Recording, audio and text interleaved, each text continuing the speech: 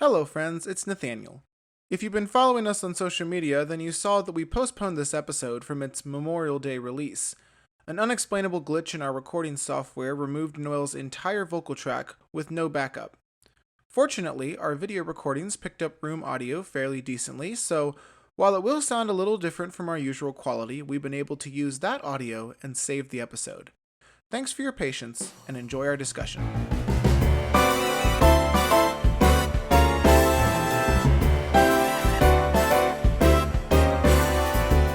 Welcome to the Thank You Places podcast, celebrating the art of theater and the amazing people who make it happen. Join us as we sit down to talk about our experiences, the shows we see, and what's happening on the local theater scene right here in Springfield, Missouri. Today, we welcome Bailey Doran, the costume designer for Springfield Little Theatre's recent production of Pippin. She'll reveal her process for costuming this dazzling show and share advice for aspiring costume designers along the way. Thank you for tuning in, and enjoy the show!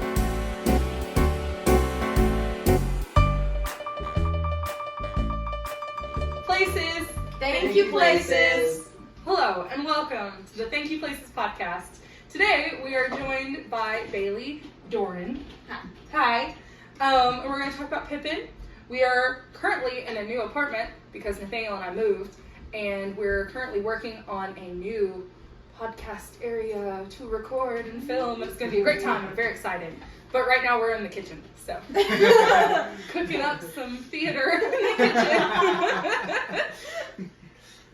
I'm sure there's a song about that somewhere. I was trying to think of it. But... We also want to wish everyone a happy Memorial Day and that you got a lot of barbecue and slept, because a lot of us will not be working. Praise God. I forgot about that. I know, it's a holiday. We get to sleep. Yay. Praise the Lord. Yeah. So I want to start out by asking you, Bailey, how did you get into theater? Were you a theater baby, or? I started theater my freshman year of high school. I got involved in the theater department by joining our Drama 1 class. From there, I was on the costume crew for my fall musical, which was Les Mis. Ooh, what a musical! Yeah, I know. Start. It's a very strong musical for your first one. And then I actually got involved as an actor throughout the rest of my high school career. I was a props designer for one of our one acts, like my junior or senior year of high school. And then somewhere in my junior year, I was like, I could do this for the rest of my life. So I decided to go to college for it. Nice. Yeah. And where did you study? And what did you study? Yeah. So I studied at Missouri State University. I went to OTC first to get a lot of my gen eds out of the way. Math, science, that kind of stuff. Great decision. And then I transferred to MSU, where I was a general theater major. I didn't really know what I was gonna do yet, and I kind of stayed along that path for a little bit. I'd auditioned for the BFA program and I didn't get in, but I did join the Bachelor of Science dance program. Ooh. So I became a double major for a Bachelor of Science in theater and a Bachelor of Science in dance, which was a very fun experience. I actually didn't get a degree in costume design at all. I got That's a mood. I know. I have a management degree. I love it. I got into costuming because I took a costume construction 1 class. Everyone in the theater program is required to take at least 1 technical class. So I decided to take costuming so I could learn how to sew a little bit better. And from there, I was offered to be a student worker in the costume shop during the semester, which is really, really fun. I did that from 2019 until I graduated in December of 2021. And then I also got the opportunity to work with Tent Theater over the summer of 2021, Nice. which was really cool. Like, first professional costuming gig right out the bat. Like, Wow. super fun. Yeah. Then from there, I got to costume a summer institute at Springfield Little Theatre. Oh, fantastic. It's a little bit crazy because it's like 2 weeks to costume a show with like 80 some odd kids. Oh in my it. gosh. It can be crazy, but it was really fun to watch them have fun on stage. Yeah. And then from there, I got offered a full-time position I was part-time at Springfield Little Theatre for a little bit, and then once I graduated in December, I was offered a full-time position. Oh, that's so nice. Yeah. What a nice, just easy. I know, right? Just like, just right on in. Yeah, we love that. I was sitting at my graduation ceremony, and Kaylee texts me and she's like, "Hey, congrats on being the new full-time costumer." And I was like, "Cool," before I even. That's awesome. Nice. I love that. So, you're also involved with Springfield Improv. I am. How did you get involved with that? I didn't get involved with Springfield Improv until 2018, I believe. I got cast in the Spring Vegas sketch show, which was a sketch show that kind of like Saturday Night Live that we had here in town for a few years. They recently ceased production on that. But I was in the first season, and then from there I got to meet the owners of Springfield Improv. Oh. And a lot of my friends that were in the sketch show were also in various improv shows, so that caused me to go visit them and watch the shows, and I was like, wow, this is actually really fun. It looks like a lot of fun. Yeah. So I think the first show that I was a part of, and the only show that I'm still a part of there, is musical improv, which is really fun. Yeah. We love that. Absolutely. Oh, Cal, that's awesome. Yeah, we get Wow. to make up a musical for 45 minutes, so it's pretty Great. cool. I love that. Yeah, we'll have to have you come back and talk more about that Absolutely. in the future, because that'd be a hoot. Yeah. We did do like some improv games when we started like having meetings and stuff. Yeah. Yeah. No, We need to get back into now that. we're just recording things. All right, we're gonna go into a little bit of the story and a little bit of a literary analysis on Pippin, which Because Sweet Bailey here was the head costumer, Yep. right? Yeah. yeah, For Pippin. incredible. So Ow. that's the whole reason we have her on right now. I realized I didn't clarify at the beginning. I'm just chatting with a friend, you know. Just chit-chatting. All right, so the musical Pippin follows two historical characters from the Middle Ages, Charlemagne and his son Pippin, through a play put on by a circus troupe. So actually, a couple of episodes ago, we reviewed a play within a play, and here we are again. Kind of a little bit of the same deal, done a little differently. Very differently. To where Quite you kind of differently. question it Quite a little bit. differently. Yeah, quite differently. I was not I was- braced at all for the play within a play thing, but we can talk about that later. All right. The play breaks the fourth wall multiple times, making it clear that this is not a typical straightforward plot. There are acrobatics and aerial stunting, as well as optical illusions and physical comedy, lots of that. The musical is abstract and ethereal, with thought-provoking songs and themes that anyone can relate to.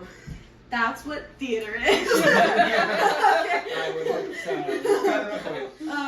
Pippin premiered on Broadway in 1972 and made its way onto the West End the following year.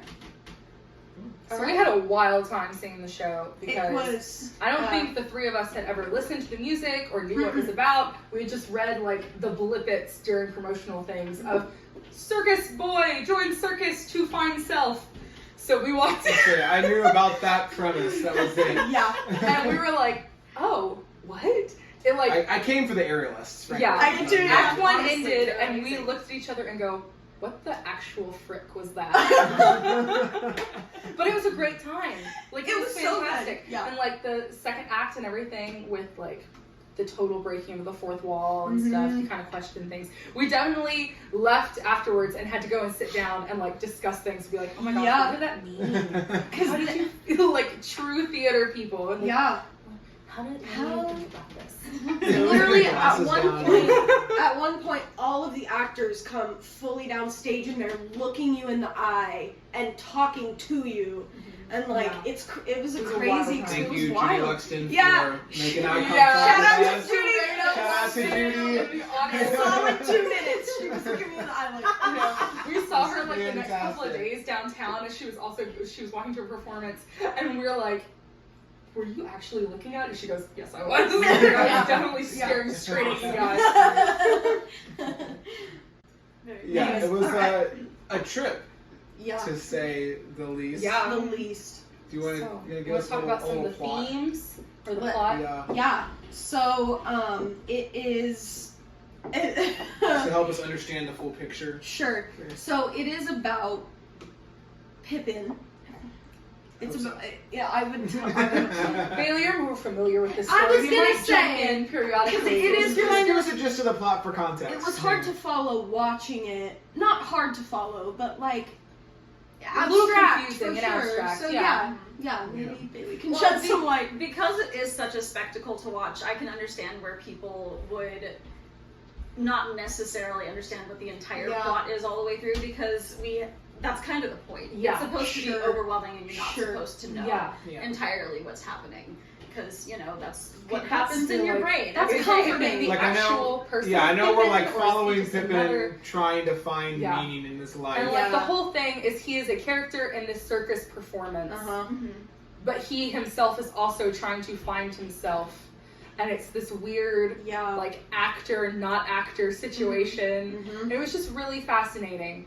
It was. Yeah, a lot of self-discovery. What were some of the other themes, you guys? We have them written down. We have them listed. But I'm trying to make it natural. I always try and sell it to people as like Pippin is about the meaning of life. Yeah, that's really good. And it can be a very confusing show to watch, because that's a very confusing question to just answer. Yeah.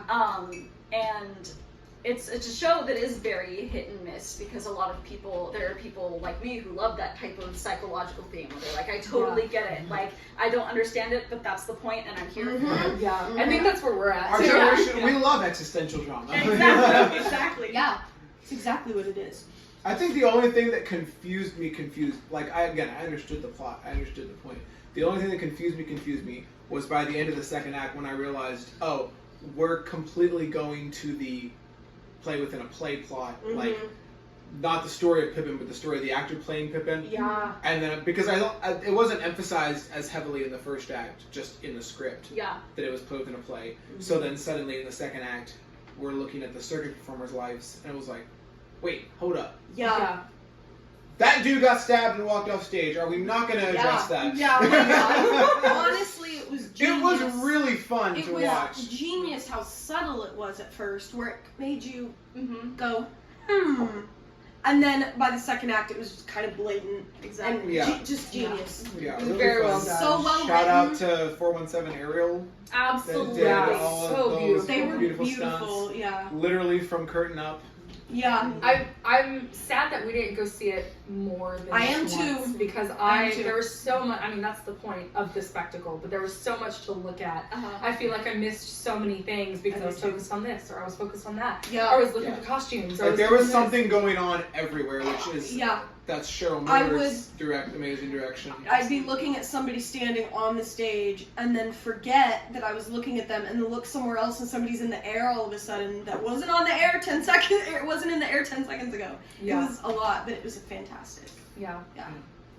Sorry, I derailed us from That's okay. themes there, but It's okay. It's okay. There's quite a bit of like manipulation going on, both with the character of Pippin and the leading player, and even like within the audience at the end, with the cast is calling out to the audience and things. That was really interesting to watch. I was also promised a live goose. There was a live goose written in the playbill. There was no goose. There was no goose. What happened to the goose, Bailey? We have to part with each other due to artistic differences. I remember being The there. goose said, "I am like, not wearing these tights." like talking with you guys in the costume shop in the first bits of the rehearsal process, and everyone being like, yeah, we're gonna have a goose, and then a little later being like, the goose pooped all over the stage, we cannot have it. I think as we went on, we just realized it wouldn't be really healthy for the goose to be on stage. With all the lights and everything. It was on for a long time too. Yeah. So they ended up having a puppet goose, which was a amazing. beautiful puppet goose. Gretchen Teague made the puppet along with the help of Charlie Teague. It was a beautiful puppet. I screamed whenever I first saw it. It was really cute. So fun. Oh, There was a real dog. There was a real There dog. was a real dog. Our cast dog member, did- Ryan May, he brought in his dog Stetson. Stetson. As soon as he said that his dog was going to be in the show, I was like, oh my gosh, can I make a collar for him? And that was the thing that I was the most excited about. It was one of the And it last was things. adorable. He was so cute. I was excited about all these Circus Soleil costumes. Dog color. Yeah. The dog did not have enough stage time. Speaking of costumes, when you costume a show, what is your like process Yeah. of going through things? So it kind of depends on the show, but my general process is we always talk with the director first about what their overall vision is, like what the themes are that they want to capture for the show. And being in a community theater, sometimes they really like the way that like Broadway does it, or they're like, here's some other like regional theaters that have done some really great costumes. I've noticed that too. Yeah. So sometimes it's just recreating costumes from other theaters and finding pictures of that costume from a bunch of different angles, just so we can make it as accurate as possible.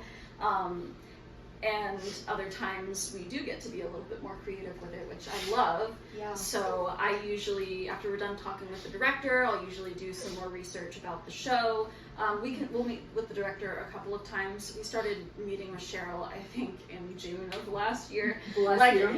They were very short, mild meetings, just like, oh, here's an idea that I have. Let me plant this idea in your head. Think on it until September, and we'll talk about it again. Yeah. And then after we're done talking and I've done my show research, I will make a Pinterest board typically. Yeah. That's a mood. Same. Absolutely. It's that's my favorite part of the process. I get to turn something on TV and just sit there and scroll through my phone for 2 hours, you know. And the Pinterest board is interesting because there's a lot of things that I never really end up putting into my final vision. But a lot of them are things that conceptualize. Exactly. Things, yeah. Like there were lots of like hats and shoes that I really liked in that board, but we weren't able to do those. So I guess that I'll just save that for next time I costume Pippin or something. And then not for all shows, but for this show, I was able to do some sketches. It's a lot easier to conceptualize the show as a whole. Oh my gosh, I can't talk. It's a lot better to conceptualize the show as a whole if you know what everyone's wearing. So it's easier for me to figure that out if I sit there and sketch out all the costume pieces that they wear. So for this show specifically, it was a lot of like scrolling through Amazon and seeing what things we have in the costume shop readily available that I can alter and things that I might make. I didn't build a lot for this show. Yeah, I was gonna ask, like, what all did you build? Yeah, I think the only 2 characters that I built that I designed with the intention to build were Charlemagne and Bertha, because their costumes are so unique. Yeah, and hers was beautiful. It was very such much. a good time. Rhinestones by Kaylee Jackson. Thanks to Kaylee Jackson for all of those rhinestones. I did build a couple things here and there. We had one of our Your monk robes had to get swapped. Yeah. We ordered these monk robes for the show, and I didn't look at them whenever I was buying them. I was like, cool, they're brown and they look like monk robes. That works. But they needed to be split up the front, and for some reason they were like split, like they opened in the back at the hood and they like velcroed shut, which I thought was really weird. So I pulled them out and I was like, okay, well, I guess we'll just swap it around. And I was supposed to help you with that, and it totally slipped my mind. I was like, oh God, Bailey, I'm so sorry.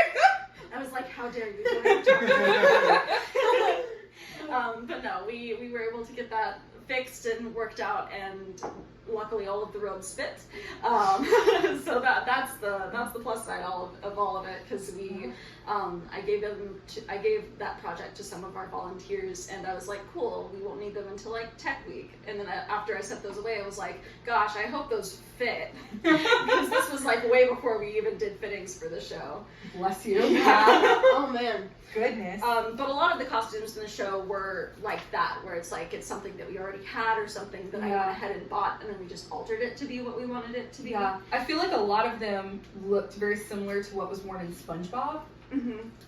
Yeah. Yeah, a lot of the fishnets and things. I don't know. I don't remember SpongeBob too well. Yeah, we had a couple of fishnet things in SpongeBob. I also used Kaylee's method. Kaylee is my coworker in the costume shop. You guys know her, but you guys might not know her. She's my partner in crime in the costume shop. She is really good at flat patterning and without using a pattern. Like I picked. Let me start over. I picked up my inspiration for making some of the bodysuits by watching her make bodysuits for SpongeBob. It was love that. Yeah, she took one of our pre-made bodysuits and then just stuck it on the fabric and cut it out. And I was Holy like, cow. I didn't realize it was that easy to make a bodysuit. Yeah. Amazing, awesome, thank you. Wow. Yeah, Incredible. She's also my zipper whiz. I'm terrible at putting in zippers. I love putting in So- zippers I for am no good reason. awful at They're a pain in the butt, but I'm like decently okay with it. So I'm like, yeah, give me the zippers. So for most of the costumes in this show, I was like, hey Kaylee, will you put in a zipper for me real quick, please? And she's like, yeah, absolutely. I love that. Yeah. So when I was looking at some of the costumes online for Pippin, a lot of them are the traditional, like what you would see in a circus. Mhm.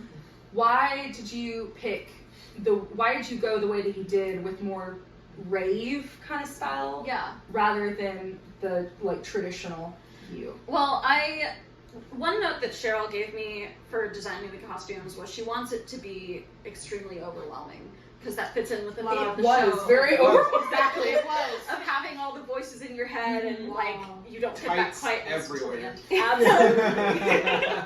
So I was like, something that, and she also wanted it to be like slightly sexy. Pippin is a little bit sexier of a show. It was a sexy show. Butts everywhere. You got a lot of amazing dancers, and you really want to show off their dancers' bodies. Yeah. It also makes the movement look a lot Crisper. Yeah. crisper. Yeah, for sure. Exactly. It was Yes. beautiful, yeah. So, I mean, dancers tend to wear a lot of really tight clothing anyways, so that we don't hide any of their lines. Yeah. So that kind of lends itself to putting them in tighter fitting clothing, things that have raised leg lines, less clothes, more body, less clothes. Yeah. Yeah, it was great. It wasn't, so Pippin was wearing a very plain costume to contrast against everybody else, and we'll talk about that in a hot minute. But I was looking at the boy, I was like, where in the world is his mic pack? It showed itself. I found it. And in the front of his tights, he had like a wire poking out, and I did not make, I'm so dumb, because I did not make the connection. I was like, that's interesting. That's an interesting costume Well, I was choice to have immediately a black like- wire poking out of his crotch area. So we do like they And then put Nathaniel his goes, mic pack. that was really smart that they put his mic pack in like his pants so it wouldn't show when they took his shirt off. And I'm like, oh, I'm a dummy. But yeah, that was really, at what point did you realize that was going to have to be where it was going to go? Someone had brought up during fittings, or maybe it was like the week before fittings, they were like, hey, keep in mind when you're doing these fittings that they're wearing a lot of tight clothes and they're going to need to figure out where to put their mic pack. Yep. Especially like with clothes like these where it has to be really skin tight so that it To doesn't get show any your of lines. the And lines. things, yeah. Yeah, usually you'll do like a belt like around your chest or something. Exactly. Yeah, In for like those that don't a know. 1950s show where you have like a t-shirt, like a button-up shirt that's a little bit baggier, you're Yeah. able to do that. Yeah.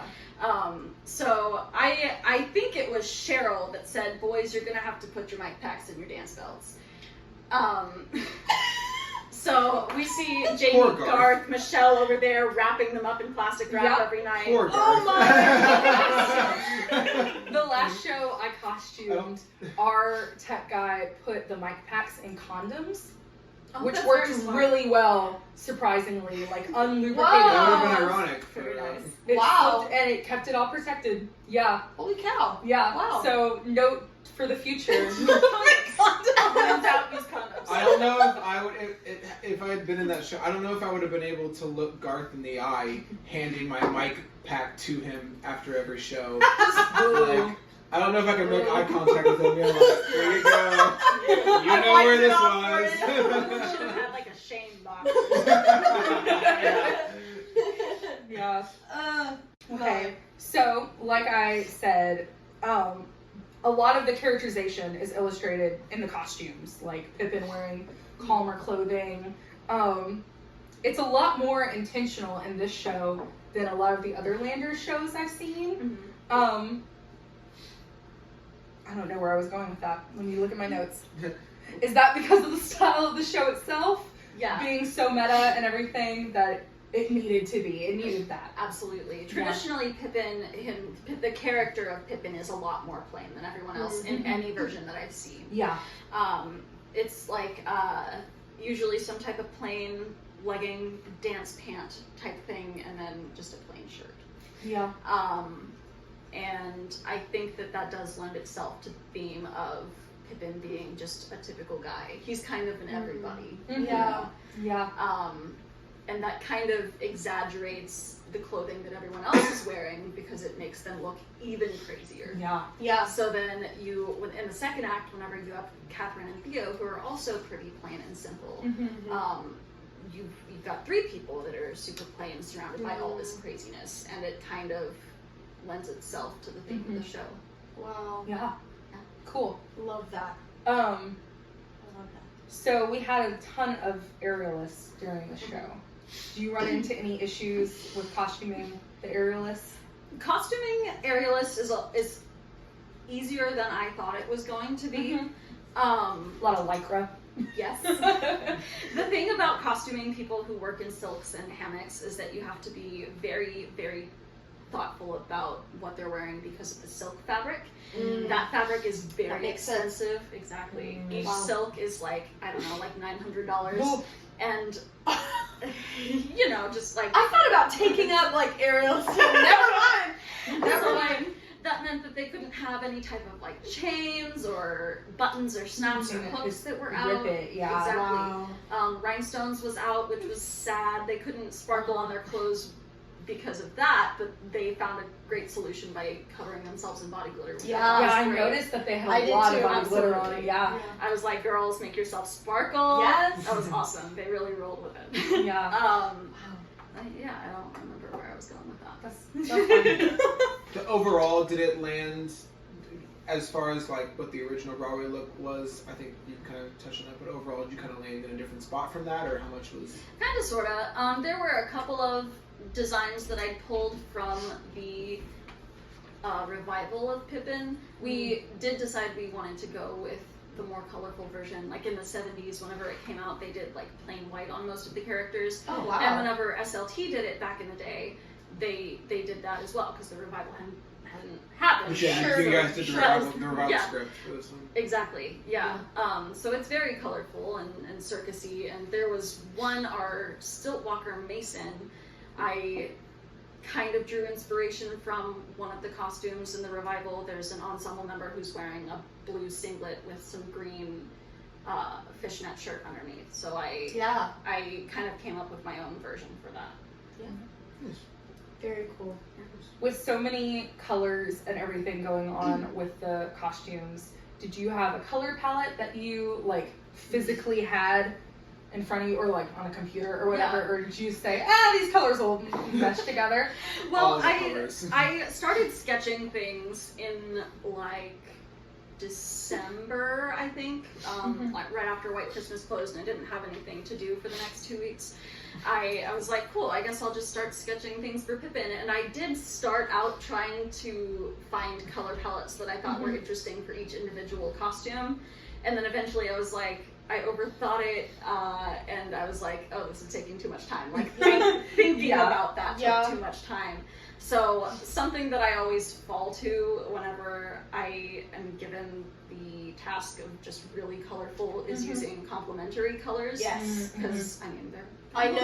complementary. Yeah. So, like, red, orange with blue and green and stuff like that. So they go really well together, but they're not in this, they're not like in the same family. Does that make sense? For sure. Yeah. Yeah. They're different enough that they catch your eye, Exactly. but they don't clash Exactly. with each other. Yeah. I noticed there was a lot of neon.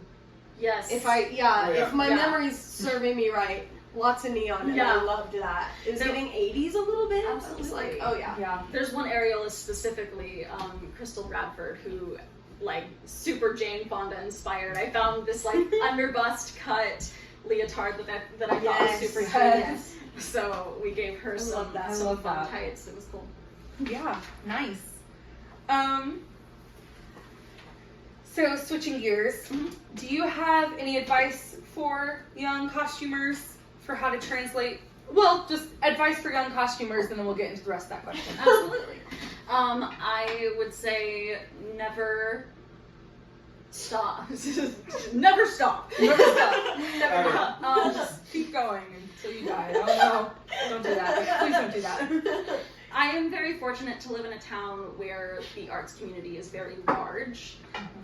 So my suggestion would be to reach out to your local community theaters and see if you can volunteer at their costuming shop. Like, that's how I got a job there. Was I had started out as a volunteer over the summer, and then I started costuming the next summer institute. So I would suggest volunteering with them. There's always some type of project in the larger community theaters, at least in ours, that we send home with volunteers, or we have, sometimes we'll have volunteer work days, and people are always welcome to come to that.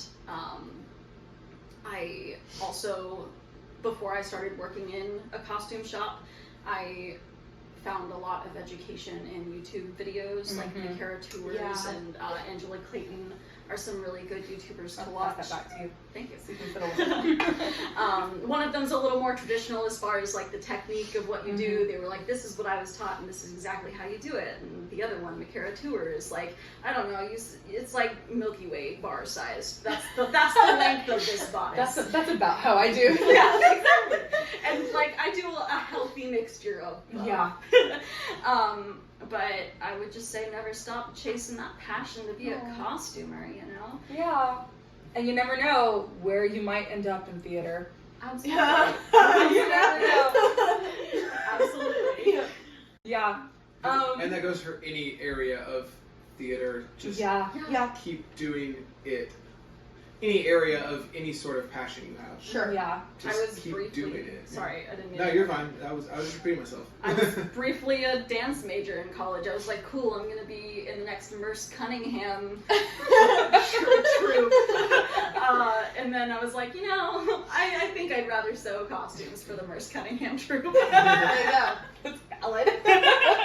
So You can do both. You know? Yeah. I had a quick question come to mind of, so this is a very theme-heavy show. We've established that. There's a lot that's illustrated through the costumes.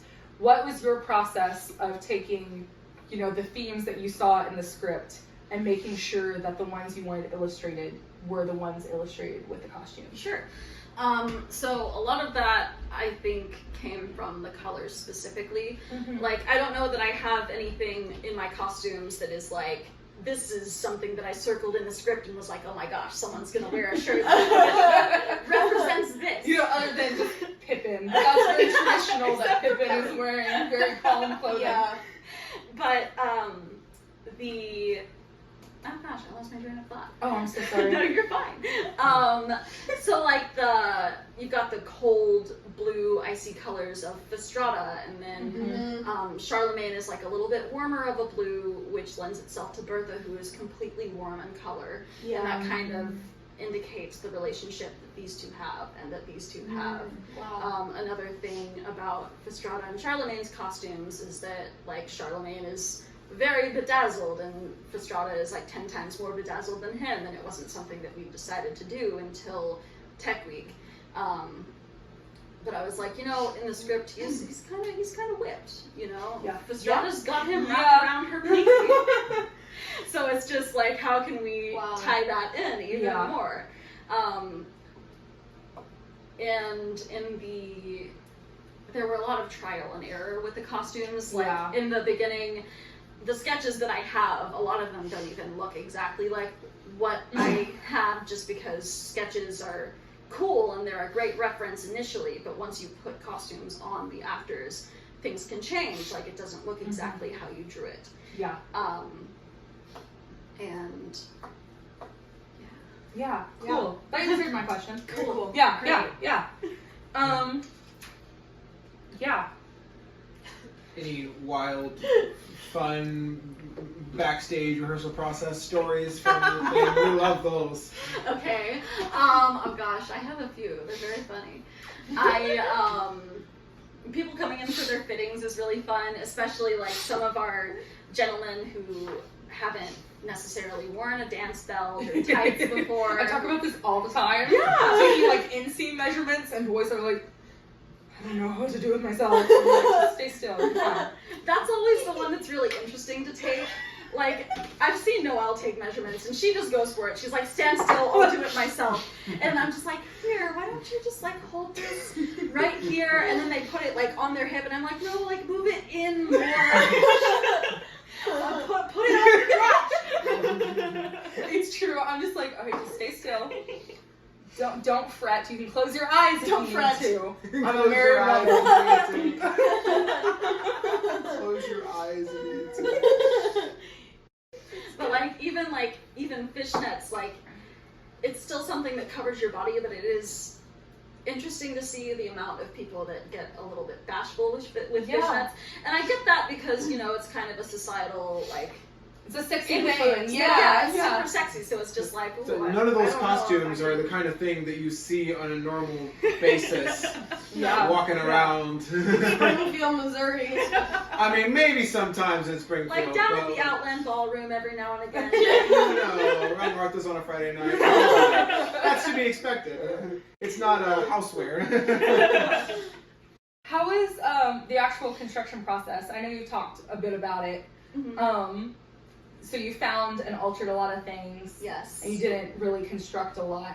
Yeah. What was your favorite thing that you altered? So like, Mhm. let me expound upon that. Something that was totally different that you altered Mhm. into something that was worn, if there was something like Yeah, I think Vestrada's costume, let me answer with two things. that. Okay. Leading player's jacket.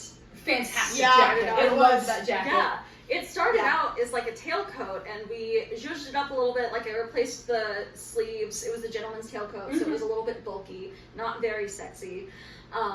So we replaced the sleeves with like some black sequin fabric. I changed the lapel on it a little bit, and then we took her to her fitting, and I was like, that's not cool. That's not very cool. It's not as cool as the leading player should be.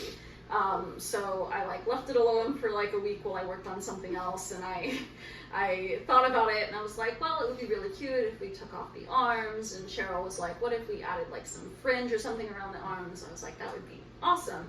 So then I took it to rehearsals for Sally to try on again, so I could tailor it in a little bit more for her. And I still liked the idea of having little tails, because that's very circusy. Very ring. Yeah. So I was like, let's give her little tiny ones. And as soon as I put the little tiny ones on there, I was like, oh my gosh, I'm obsessed. Yeah. Great. It was a perfect. beautiful costume. Thank Just you. that whole costume was very iconic. I mean, that was the point, to be one of the standing out ones. Yeah. But it was very well put together with all the different elements. And The things. fact that you did so much with all black says a lot. I was about to say It was all All black. the textures. It was captivating, but it was all things. black. Yeah. But it stood out somehow. Yeah. Against Very- all The the show that we colors. saw, her little hat fell off. Yeah. Oh, her little hat. I don't remember at what point it fell off, but it did fall I off. mean, and I was like, it oh did. my gosh. That has to happen. You're But not it gonna. worked though, because she just picked it up and carried Yeah, it. it on. was It perfect. I mean, you're not going to put dancers in a hat and not have them fall off. Ask Ask White Christmas. Blue skies. Ask Blue Skies. Panic. We were like, this is just gonna happen. Every So we're gonna have to roll show. with it. Every single show. I saw was so picking many up actors just kicking hats in the wings during that performance. That's how you tell who's like been doing this a while and who has Yep. not. Of how do you handle your dropped hat? Like, That's the you litmus, grabbed my head. it's the litmus test. So you got SLT has a pretty big costume shop, I want to say. Yeah. I mean, it's like the bigger one in Springfield. Yes. First one I've Um, seen. Yeah. How do you guys split up the work usually? I know that you do ask each other for help with different things, but do you do schedule it where you're like, okay, so and so is costuming the show and they're gonna do all the work plus us help out a few things, and then so and so is gonna do it, or do you spread it more evenly, or Yeah. how does that go? So it kind of depends on the show. Kaylee Jackson is the like the department head of the costume shop, so to speak. So she's usually the lead on most of the shows. And then we have Becky, who is our rentals coordinator and the manager of the costume shop. She makes sure we stay in line and stay on schedule. She'll jump in and help with our bigger shows. So she helped with White Christmas. She's helping with Beauty and the Beast right now. And I will take the lead on shows every now and again. Last year it was Percy Jackson, because it was my first time costuming a show, like being the lead of costume costumer for a show. So I didn't do a whole lot last season. This was another one where it's like I hadn't really done it a whole lot. I'd done summer institutes. But doing a main stage show is way different from doing summer institutes. Very, very different. My experience costuming with the princesses versus costuming once on this island, like immediately I'm like, oh god, what do I do? How do I do this? So it kind of depends on the show. Whenever you have shows like White Christmas, Becky was really good about organizing as far as like who wants to do this character. Like if any of us are really passionate about a character, Oh, that's sweet. yeah, Aw. yeah, we'll usually be like, oh, I want to do this character. Like we're very good about like having different tastes in characters, Good. so we haven't had to like duke it out yet. I want to do this character. I want to do this Exactly. character. Yeah. So we'll divide it up like that, and then we'll divide it up by scene. So like for White Christmas, I costumed specifically Bob and Phil, and then Becky and Kaylee did the sisters respectively. And then as far as like scenes, we were like, I'll do this scene, I'll do that scene, so on and so forth. Okay. So we'll do that on our bigger shows. But like for School of Rock, Kaylee was like, I'll do the kids, you do the adults, and then we split That's it up. good. And Yeah. Nice. That's nice. Very cool. Yeah. Cool. So we're gonna wrap things up. Does anyone else have any thoughts about Pippin? I don't think so. It was a really beautiful show. Oh, it And it was. definitely took me at least a couple of hours after to be like, We literally had to What like was this? just yeah.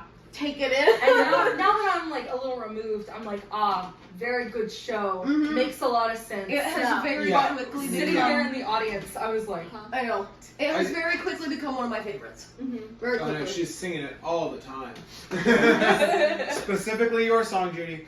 As she should. great one. Yeah. Yeah. No, I Definitely, really enjoyed it. definitely wish I would have gotten to go see it more times, but It definitely is one of those shows that you benefit from seeing it multiple times. just see something different every time. Exactly. It's going all over the place, but Yeah. Mhm. So, Bailey, what are you up to now? What are you up to these days? Yeah, so now we're working on Beauty and the Beast. It's a pretty big show, but I love working on like fairy tale things. It's always fun that it's like vaguely 18th century, but on crack. Yeah. I've It's never like heard Beauty and the Beast inspired described by- that way before, But it's correct. that's canon. Yeah. I love that. But yeah, so come see Beauty and the Beast. The costumes are going pretty well for it. I love the Good. things that we've done so How's far. the for Beast it. going? Yeah, how's Have the, you I was about to started? say, Really good. I know the Landers has done it before. Yeah. So, are you reusing a lot of the costumes and fixing So- things up, They've done it. zhuzhing it, if you will? They've done it 3 times. Oh, They wow. did it. They did the full version in 2005. They did it as a summer institute one year, and then they did a junior version in 2015 or 16. okay. I want to say. And the last time we had done it was whenever it was a junior version. So all of those costumes had been sized down Aw. to fit child actors. Nice. Exactly. Aw. So we weren't able to reuse a lot of those costumes. There were a couple of things that I've found and been like, oh, I'm going to put that there. Like LeFou's pants are the original pants that Aw. the LeFou in 2005 Cliff Lyons Wow. wore. I just sized them down to fit our actor Cody, which I think is really cute. I love doing things like that that kind of allude to like Yeah. the Aw. OG version of things. Yeah. And then I've pulled like random things that main characters wore and given them to the village people. There's someone who's wearing Maurice's old shirt. Nice. So yeah, if you've I seen love both versions, if you saw the 2005 version, come watch the. We're such babies. I was 6 years old in Texas, so I was in I Oklahoma. think I missed it. I missed it too. I was in Minsk, Belarus. You definitely missed It's it. not a competition. It's definitely a competition. So Nathaniel, what's next for you and I? Yeah. Hun bun? We start.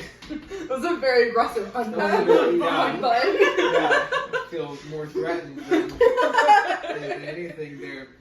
So we're currently, as far as we're recording this, the Sunday after we record this, starts rehearsals for You're in Town, the musical, at Springfield Contemporary Theatre. We'll have some stuff coming up about that, probably next episode or episode after next. We're not entirely sure what to do. We're hoping to do some different special things, get some behind the scenes, maybe do some videos and stuff as well behind the scenes. So we'll see what happens with that. But yeah, and then that's going to run June 16th to July 2nd at the historic Fox Theater on the square in Springfield. Very nice. You can get tickets for that They're fixing it up if too. you are. So we should Yeah. have a potty in the backstage. Because Yeah. there's That's 6 good. toilets Yeah. in the entire The building. Springfield Contemporary Theater is becoming the resident company of the Fox. Yeah. So Very they're amazing. getting that whole thing fixed up. Yeah. So you can get tickets for that at SpringfieldContemporaryTheater.com if you're in Springfield, Or is it .org? .org. .org. .org. It's .org because it's not for profit. SpringfieldContemporaryTheater.org if you're in the Springfield area, or if you want a road trip, it's still SpringfieldContemporaryTheater.org. And then also Beauty and the Beast coming up. That runs June 9th through 25th at the historic Landers Theater. All these theaters are historic. They're very historic. They're They're all all like over very 100 years old. historic. Springfield is historic. I have climbed the stairs in the Landers. It's historic. And you can get tickets for that at SpringfieldLittleTheatre.org. So just Springfield blank theater, and you'll get one of those 2 shows at least. Yeah. Yeah. Thank you, Bailey, so much for coming and chatting with Thank you us. so much. Yeah, it was such a great time. We'll see you guys next time. Bye. Thank you for listening to the Thank You Places podcast. If you liked what you heard, please take a moment to rate and review the podcast and share it with your friends.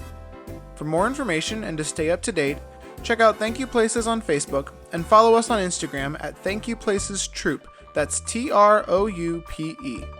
Once again, thanks for joining us, and we'll see you soon.